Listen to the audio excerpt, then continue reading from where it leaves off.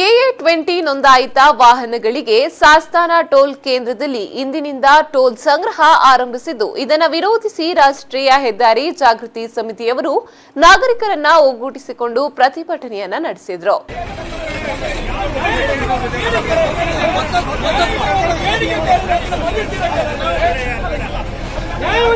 ಇದೇ ಸಂದರ್ಭ ನವಯುಗ ಕಂಪನಿಯ ವಿರುದ್ಧ ಘೋಷಣೆಗಳನ್ನ ಕೂಗಿ ಆಕ್ರೋಶ ವ್ಯಕ್ತಪಡಿಸಿದ ಪ್ರತಿಭಟನಾಕಾರರು ಕೂಡಲೇ ಟೋಲ್ ಸಂಗ್ರಹ ನಿಲ್ಲಿಸುವಂತೆ ಆಗ್ರಹಿಸಿದ್ರು.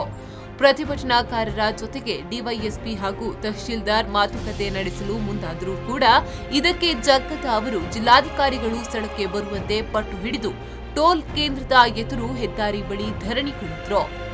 ಈ ವೇಳೆಯಲ್ಲಿ ಮಾತನಾಡಿದ ರಾಷ್ಟ್ರೀಯ ಹೆದ್ದಾರಿ ಜಾಗೃತಿ ಸಮಿತಿಯ ಅಧ್ಯಕ್ಷರಾದ ಪ್ರತಾಪ್ ಶೆಟ್ಟಿಯವರು ಕಳೆದ 3 ವರ್ಷಗಳಿಂದ KA20 ವಾಹನಗಳಿಗೆ ವಿನಾಯಿತಿ ನೀಡಬೇಕೆಂದು ಹೋರಾಟ ಮಾಡುತ್ತಾ ಬಂದಿದ್ದೇವೆ.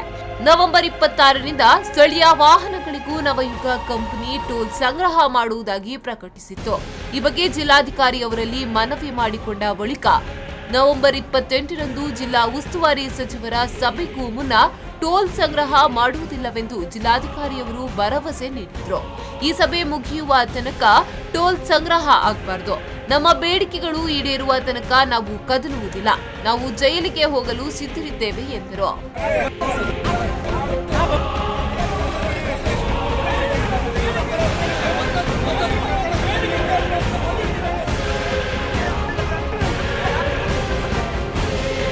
ಹೆದ್ದಾರಿಯಲ್ಲಿ ಕುಳಿತು ಪ್ರತಿಭಟನೆಗೆ ಮುಂದಾದವರನ್ನ ಪೊಲೀಸರು ಬಂಧಿಸಿದ್ದು, ಈ ವೇಳೆ ಪೊಲೀಸರ ವಿರುದ್ಧ ಪ್ರತಿಭಟನಾಕಾರರು ಘೋಷಣೆಗಳನ್ನ ಕೂಗಿ ಆಕ್ರೋಶ ವ್ಯಕ್ತಪಡಿಸಿದ್ರು.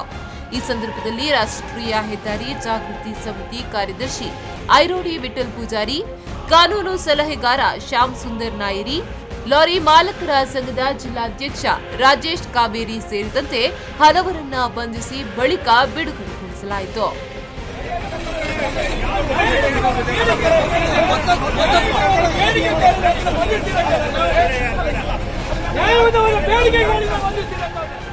Srikanth Hemmadi, V4 News 24/7 Kundapura.